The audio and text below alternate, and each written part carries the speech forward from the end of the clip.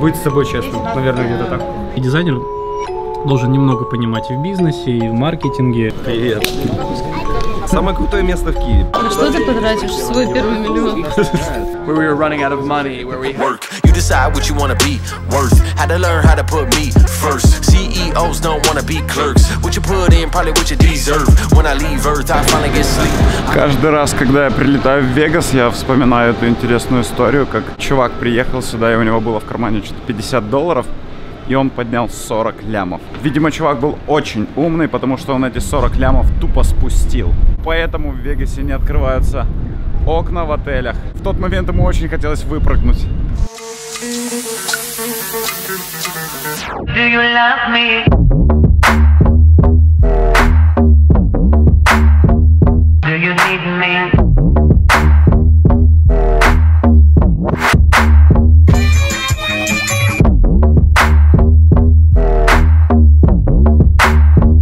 Do you want me? 12 часов вечера у нас стендап.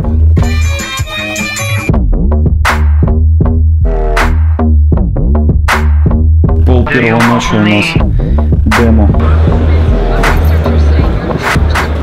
Ну что, выставка получилась достаточно интересной. Правда, навигация на этой выставке полный. Если кого-то надо найти, то очень нужно постараться. Я за то, чтобы такие мероприятия посещать, даже когда вы не преследуете определенной цели. Если проявлять хотя бы минимальную активность, то можно насобирать достаточное количество контактов. Ну, понятное дело, что насколько они важны, покажет только время, но иногда случайные встречи помогают в конце соединить все точки. Время поиграть в покер.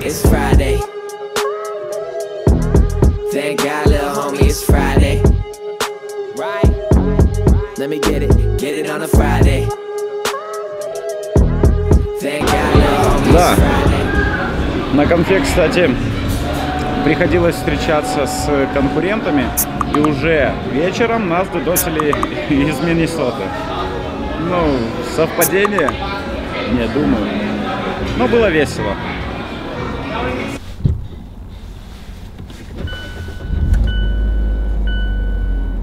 Короче, не без приключений, но наконец-то я добрался.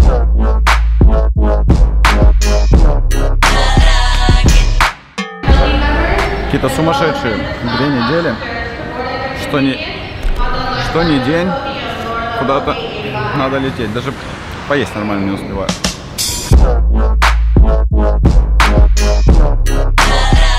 Пока летел в Амстердам, перечитывал опять книжку User Story Mapping. Я оставлю ссылку в описании. Обязательно все, кто создает продукты, по-любому ее почитайте. Найдете очень много чего там интересного. И там была очень классная аллегория про пирог на свадьбе. То, что половины пирога точно не хватит, чтобы прокормить всю свадьбу.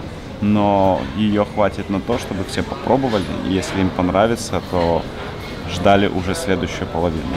Собственно, это все о том же, что лучше все-таки быстрее и дешевле сделать, чем полировать это до бесконечности. И в итоге, когда ты принесешь свой торт, все попробуют и скажут: дерьмо. Здорово. Привет. Подожди, в чего нам цель? Ну, вроде как нашли нормальное решение. Решение для чего? Когда билить. Потому что ты можешь инапы в разное время делать. Спасибо. Вот. И чтобы это не были микрооплаты каждый раз, когда ты что-то с инапами начнешь делать. Ага. Ну и плюс это раз вопрос. Второй вопрос — это как это все канцелять. То есть, чтобы юзер не нажал cancel, да, мы сразу там... 90% мы сделали все правильно.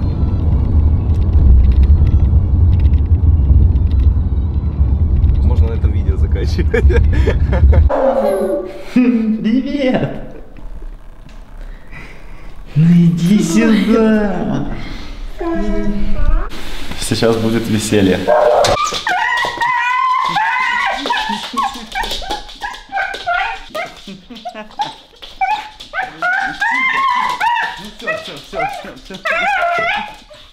Привет!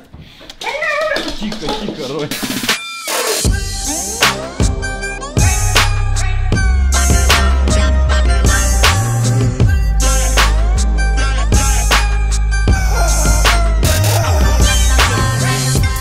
Founder, inventor, CEO, of Ring. Take it away. I want to introduce you guys to Jimmy. Jimmy is a founder and CEO of Ring. So, we know that Ring is a successful company. And what was the hardest part before the success? Yeah, the hardest thing to build a company is that you see the output of success now. What went into that is so many hard times. So we were 3 years of running the business where we were running out of money, where we had massive problems with product and all these things. And you don't know you're going to come out of that ever. So it's the loneliness of that and the not knowing that you're going to make it through and like just trying to keep grinding and grinding and grinding. And that's the hard part. Now, there's still a lot of problems in the business, so we're always running against issues, but there is momentum in the business, and there's a team, and there's other things, so it's a little bit sort of less stressful in the body. But early on, it was a really, really tough business, and I think most businesses are, and too often we just see the good side of it and not the bad side. Yeah.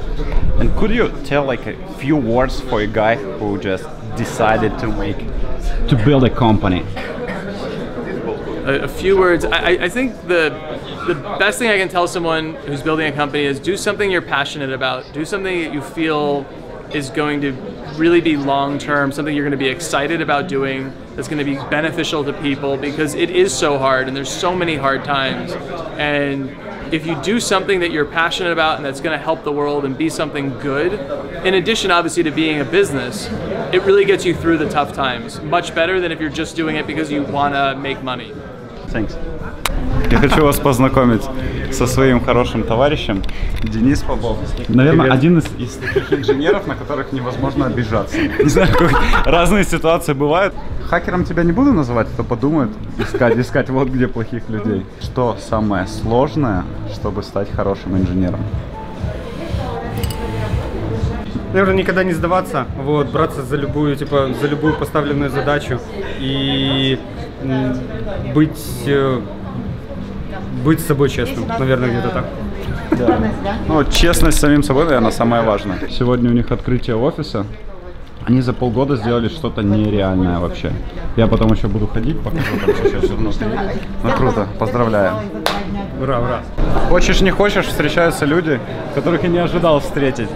Вот мы выросли вообще в одном дворе, в очень маленьком городе Славутич. Ты скучаешь? Ты репортаж делаешь? Конечно, слушаю. Ты так сказал, как чувак из заставки грибов, понял? Так что, и твоя девушка за это на тебя жестоко обиделась.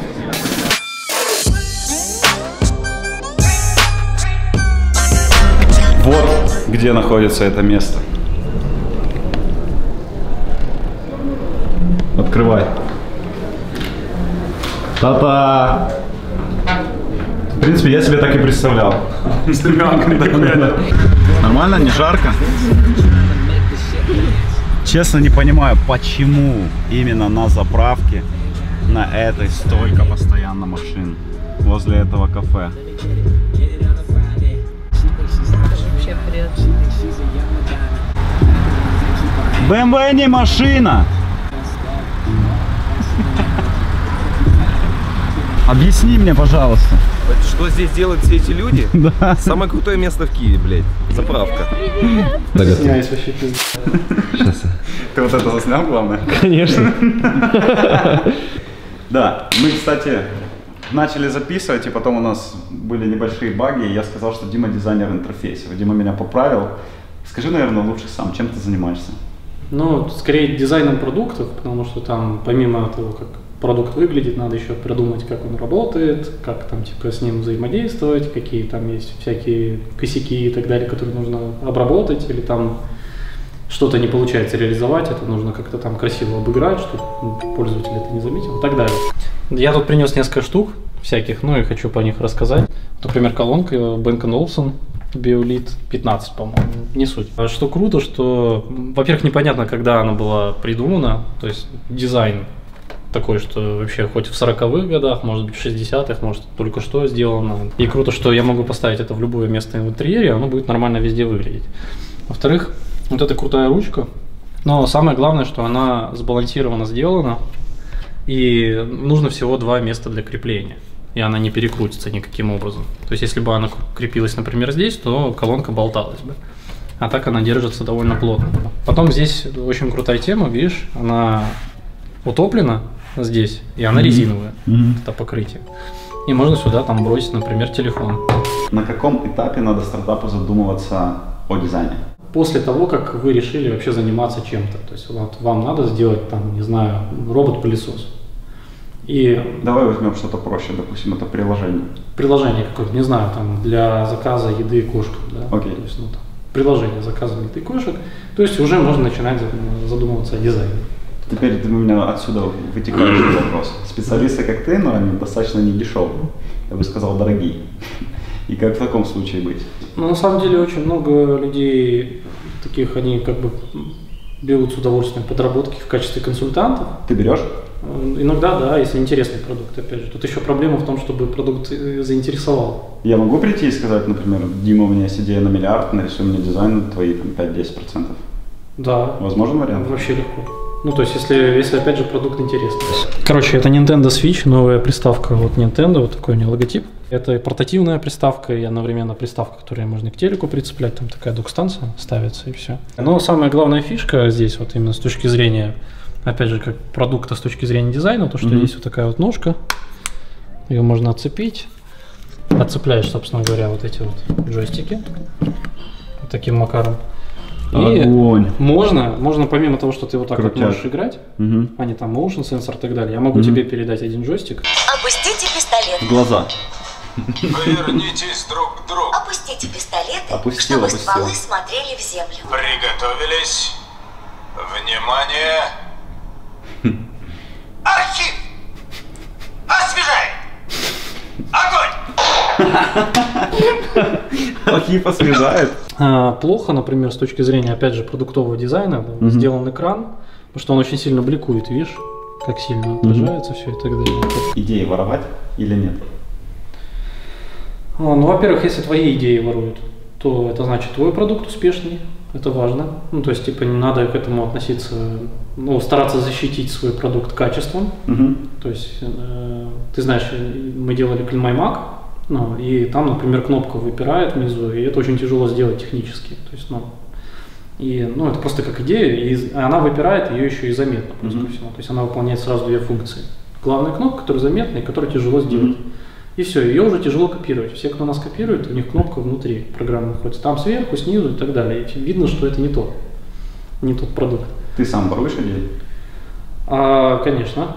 Во-первых, ворую их с той платформы, на которой работаю. Есть базовые приложения, там Apple, там и так далее. И то, что описано в гадлайне, там, ну, то есть, как бы надо их воровать, потому что люди к этому привыкают, к базовому набору софта. Они ставят продукт извне, типа third party, и им должно быть привычно сразу. Ну, типа того. Это как кто-то придумал автомобиль, придумал вот руль ставить с правой стороны, там, с левой стороны. И делая новый автомобиль, ты должен поставить туда же, например. Или кто-то придумал классное решение, из-за которого стало меньше людей разбиваться на дорогах. Ну и ничего бы его не взять, потому что оно реально, ну, типа, правильное с экономической точки зрения, там, и безопасности и так далее. В принципе, ничего плохого в этом нет. А воровать целиком все приложение, делать его там, допустим, точно таким же, это плохо. Димка, скажи одну вот такую вещь. Как перестать делать говно? Как перестать делать говно? Ну, просто работать много надо. И все. Какая твоя работа, которой ты гордишься? Ну, Clean My Mac, потому что его по всему миру используют. Это прям, и там куча удачных решений, и очень мало неудачных. 10 секунд, да, для ребят, которые только начинают стартап, что-то о дизайне. 10 секунд. Доверяйте дизайнерам. Ну, то есть вам надо найти дизайнера, которому бы вы доверяли. И дизайнер должен хорошо понимать, что он делает. То есть он должен жить этим стартапом и быть отчасти вами, скажем так. То есть делегируйте. Не лезьте везде. Какой-то лучший дизайн за последний год, что тебя впечатлило? Наверное, Samsung Galaxy S8 на самом деле. И BMW i3. Кстати, Дима большой фанат BMW и любит их кастомизировать. Сейчас, кстати, где-то будет вот заставка твоего икса.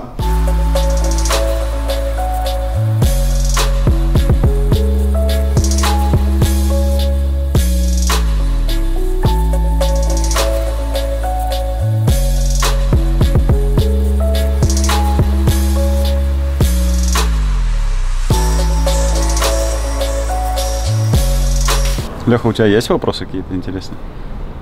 Это просто сходу ты мне задаешь, просто я не подготовился. Димон, никто не готовился.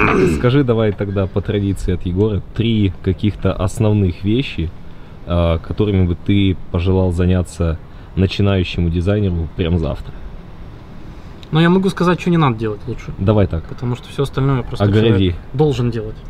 Вот. Самое главное не смотреть на вот в своей сфере. Вот чем ты занимаешься, там шьешь, не смотри на то, как другие шьют. Там рисуешь, не смотри, как другие рисуют. Там проектируешь, не смотри, как другие проектируют. Попробуй как бы сам дойти до этого, потом, может быть, подсмотри, как у других. То есть после того, как ты сам сделал. Типа, сделал программу, посмотри, как у других сделано, чтобы посмотреть, не наделал ли ты ошибок или, наоборот, сделал, может быть, круче. Как правило, в 90% случаев человек делает лучше, если он никуда не смотрит. Вот, второе, надо смотреть на, ну, если там не смотреть, то смотреть на смежные профессии. То есть там, если ты делаешь там дизайн интерьера, смотри на дизайн экстерьера. Там, делаешь, грубо говоря, сумки, смотри на дизайн автомобилей, там, интерьеров, там, как кожу там делают и так далее. Если там шьешь платье, смотри, как люди рисуют на стенах вот эти вот граффити всякие и так далее. Почему нет? Если ты дизайнер ткани, там смотреть, как вот природные всякие штуки, там траву и так далее. Не знаю, вот из этой серии. Ну, вообще, типа, надо побольше общаться с людьми. И потому что, когда начинаешь общаться, понимаешь, что у всех все по-разному. И это все дает тебе больше пищи для размышлений. Димон, третья вещь. А третья вещь, ну не знаю, работать. Много работать надо. Йоу, друзья, во-первых, хочу сказать всем огромное спасибо, кто посмотрел первое видео. Спасибо за ваши комментарии, за подписки, за шеры поста. Такие вещи достаточно неплохо мотивируют. Даже я получал сообщения от незнакомых мне людей. Спасибо большое. За эту неделю попытался поснимать что-то интересное. Местами получалось, местами не очень, но картинка достаточно неплохая получилась. В дальнейшем попытаюсь подобное делать. И поддержите лайком, не забудьте подписаться на канал. И всех обнял. Всем мир. We are who we are because of that shit. So no, I don't wanna be in a perfect world where nothing ever goes wrong. Far, far away from me, no water from the tears. I wonder how they ever go. 3, 2, 1. Пошел.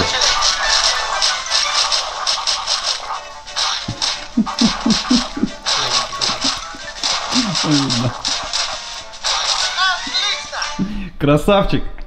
Учитесь есть.